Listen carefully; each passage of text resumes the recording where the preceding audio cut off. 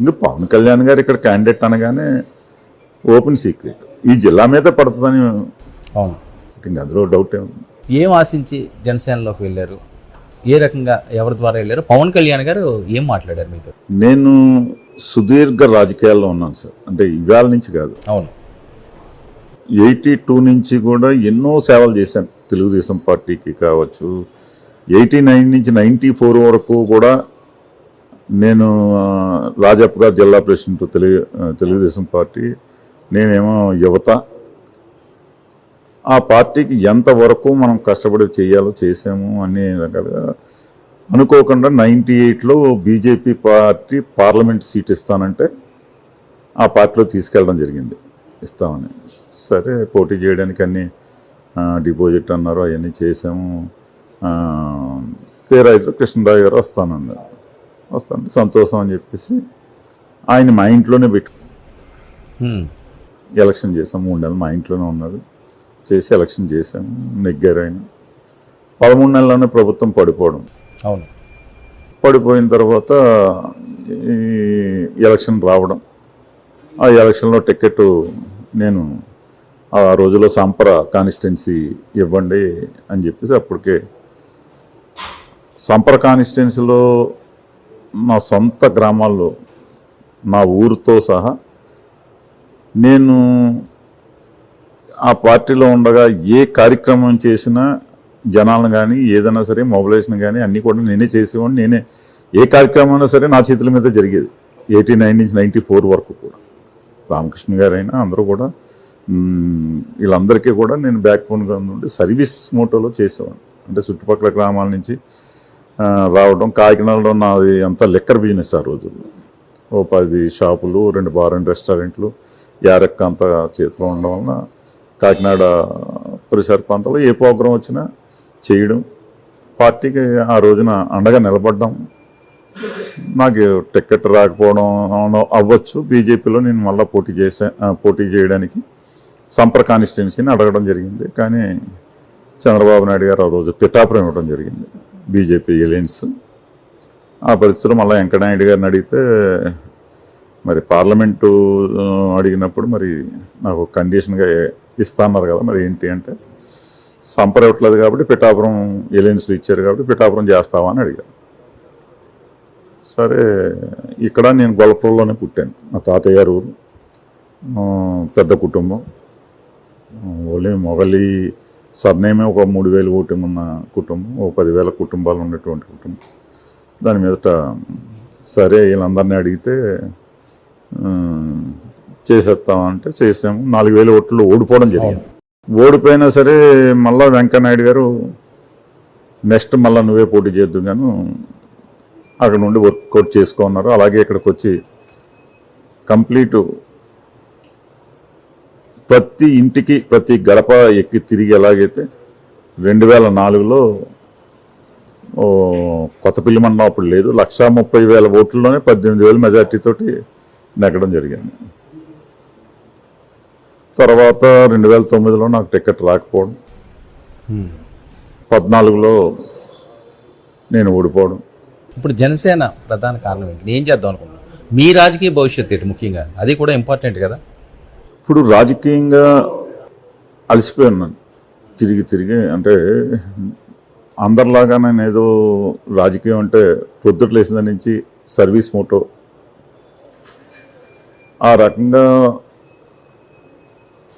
ఎంతవరకు చేయాలో నా వంతు చేయడం జరిగింది.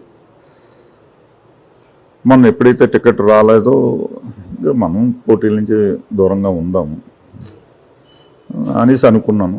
ఆ రకంగానే ఈరోజు జనసేన పార్టీలో జాయిన్ అయింది కూడా ఏదో రాజకీయ పదవులు చేయాలనో ఏదో పోటీలు చేయాలనో. మీరు ఇందాక అన్నారు కదా కాకినాడ 2లో ఏదో మళ్ళీ పాకేస్తున్నారు. అసలు ఆ ఆలోచన ఉంటే మొన్నే పోటీ చేసేవాడిని. అవన్నీ బయటికి చెప్పి కాదు, ఆ వేళ నేను పోటీ చేయనని నేనే తప్పుకోవడం జరిగింది తప్పించి ఆ అవసరం లేదు. వర్మకి చిక్కు పెట్టడానికే పెండెం దొరబాబుని ఇందులోకి తీసుకొచ్చారు జనసేనలోకి, నిజమా? సార్ దానికి మొన్న మనోహర్ గారు చెప్పినట్టున్నారు. ఆయన చెప్పడం కాదండి, లోకల్ పాలిటిక్స్లో మీకున్న ఇన్ఫర్మేషన్. సార్ ఇప్పుడు నేను కూటమిలోకి వచ్చాను. కూటమిలోకి వచ్చిన తర్వాత 3 పార్టీలని సమన్వయం చేసుకుని ముందుకెళ్ళాలన్నా ఆ పరిస్థితి ఉంటుందా అండి? సరే చెప్పడానికి బాగానే ఉంటుంది, పై లెవెల్లో బాగానే ఉంటుంది. నేను ఉంటాను, అవతల ఉంటారో లేదా అనేది నాకు తెలియదు కదా. వరం గారితో ఏమైనా మాట్లాడడం జరిగింది ఇందులోకి వచ్చిన తర్వాత? ఇంకా లేదండి. ఇంకా ఏమైనా కలిసి ఆలోచన ఉందా? కలుస్తాను సార్.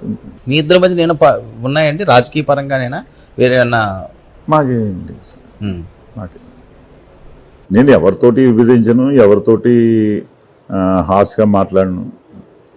ఎదరోళ్ళు మాట్లాడితే కూడా దాని మీద కౌంటర్ కూడా ఉంది.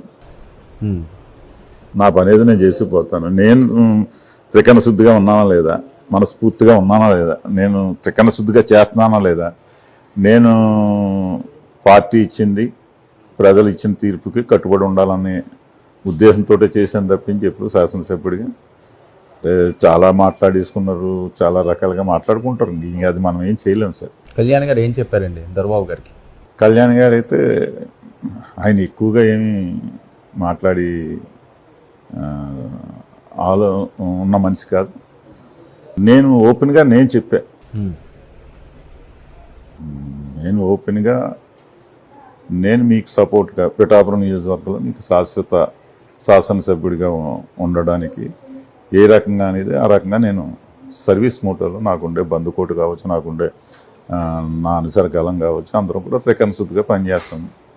పార్టీకి సర్వీస్ చేస్తాము, జనసేన పార్టీని బలోపేతం చేస్తాము, పిఠాపురంలో మరింత పటిష్టం చేస్తాము. మరి మీ పరిస్థితి ఏంటండి?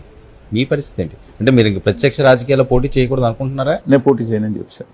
ఇంక అసలు లేదు, సపోర్ట్ చేస్తారు అంతే. సపోర్ట్ చేస్తాను. ఎందుకంటే ఆ నిర్ణయం తీసుకున్నారు? చాలాసార్లు 2 సార్లు ఎమ్మెల్యే చేశాను. అంతకన్నా నాకేమి మినిస్టర్ చేయాలి. ఇప్పుడు ఎమ్మెల్యే చేసి కార్పొరేటర్కి ఏమైనా ఉంటుంది?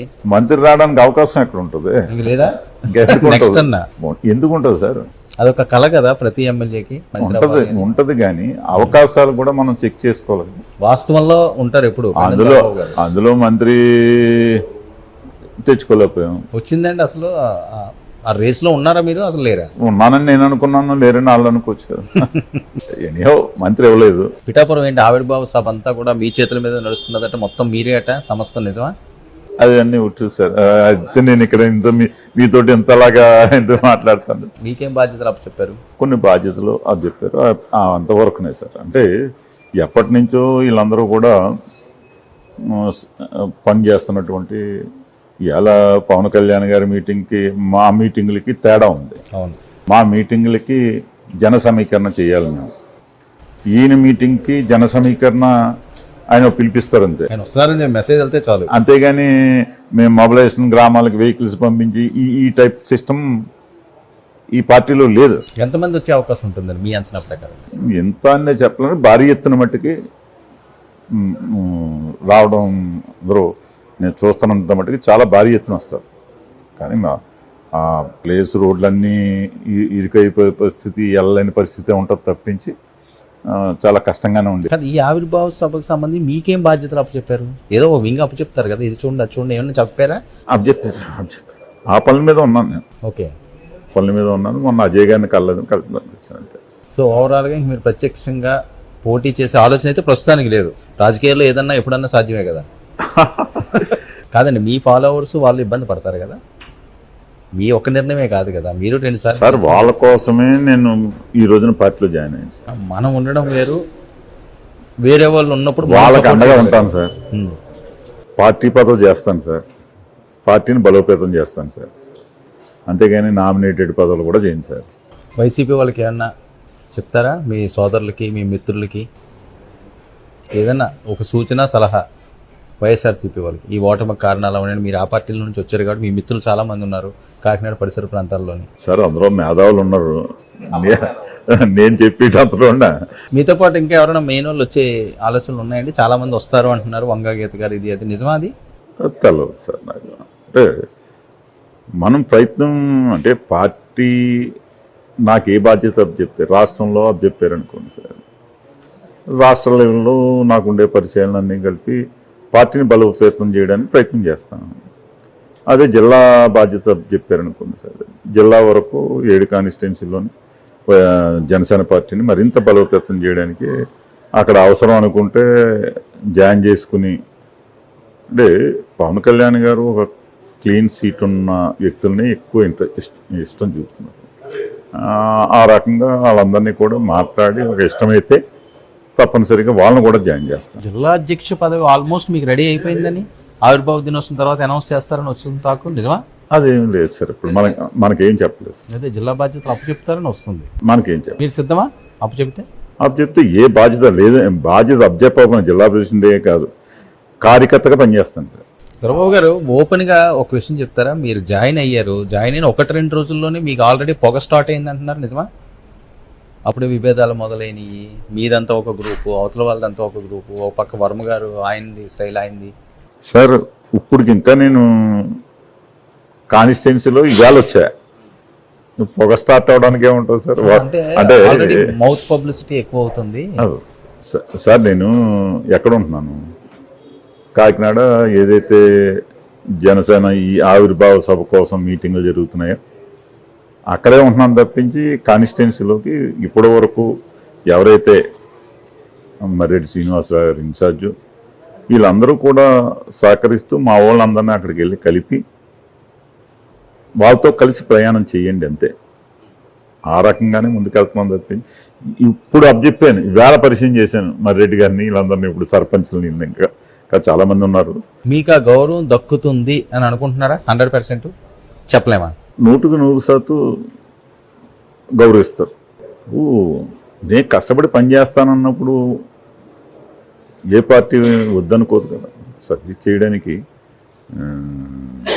రేపు స్థానిక సంస్థలు ఉన్నాయి, స్థానిక సంస్థల్లో జనసేన పార్టీని గతంలో నేను ఎలాగా 53 సర్పంచులకి 49 మంది సర్పంచులు నెగ్గించుకున్నాను, 3 ఎంపీపీలు, 3 జడ్పీటీసీలు, 2 మున్సిపల్ చైర్మన్లు నెగ్గించుకున్నాము.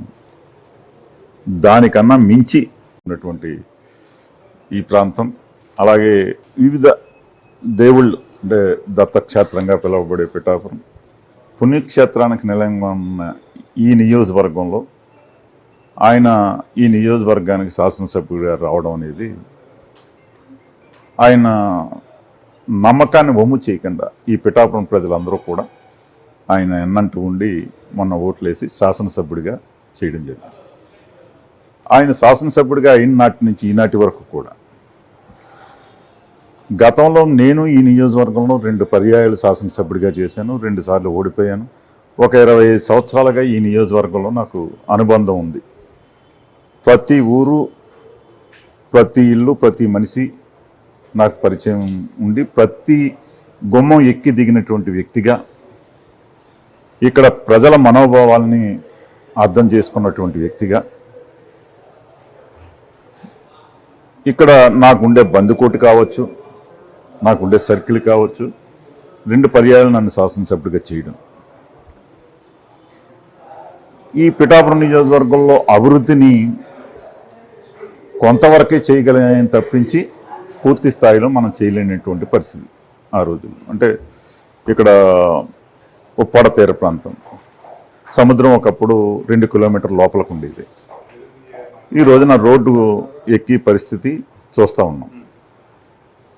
ప్రతి సంవత్సరం కూడా తుఫాన్ వచ్చినప్పుడల్లా రోడ్డును మళ్ళీ వేపించడం, మళ్ళా తుఫాన్ వస్తే పోవడం, అది వాటర్ సముద్రం అంతా కూడా ఊళ్ళోకి వచ్చే పరిస్థితిని మనం చూస్తూ ఉన్నాం. ఉప్పాడ తీర ప్రాంతంలో ఉన్న ఇల్లు ఎప్పుడు తుఫాను వచ్చినా వందలాది ఇల్లు సముద్రంలో కొట్టుకుపోతా ఉన్నాయి. అదే మరి అలాంటప్పుడు మీ హయాంలో కూడా అక్కడ ఏం చేసిన కార్యక్రమాలు ఏం లేవు కదా? ఒకప్పుడు రాజశేఖర రెడ్డి గారు జియో ట్యూబ్ ద్వారా ఆ రోజున 12 కోట్ల రూపాయలు వెచ్చించి జియో ట్యూబ్ను ఏర్పాటు చేసి తాత్కాలికంగా అడ్డకట్టేయడం జరిగింది. దానికి శాశ్వత పరిష్కారం అనేది ఇన్ని ప్రభుత్వాలు మారినా దాని మీద దృష్టి పెట్టినటువంటి పరిస్థితి. దాని మీద ఎప్పుడైనా జగన్మోహన్ రెడ్డి గారు మీరు అడగడం జరిగిందా? దాని మీద జగన్మోహన్ రెడ్డి గారి దగ్గరికి నేను ఆల్రెడీ దాని మీద అడగడం జరిగింది. అది ఎస్టిమేషన్ వేయించడం జరిగింది. R&B ద్వారా 201 కోటికి ఎస్టిమేషన్ వేయడం జరిగింది. అది ఎక్కువ అనడం, ఇది కేంద్ర ప్రభుత్వం డిజాస్టర్ మేనేజ్మెంట్ నుంచి కూడా దీనికి ప్రయత్నం చేయడం జరిగింది. కానీ కాగితాల వరకు ఎస్టిమేషన్ల వరకే పరిమితం అయింది, కానీ ఈ రోజుకి కూడా దాని మీద నిర్ణయం తీసుకోవడం జరగలేదు, మనం చేయలేకపోయాం. స్ట్రైట్ గా అసంతృప్తి ఉందా, నేను ఏం చేయలేకపోయినా? ఆ రోజు చాలా వరకు పనులు చేసినా కూడా ఇక్కడ ఏలేరు ఆధునీకరణ 2004లో నేను శాసనసభ్యుడిగా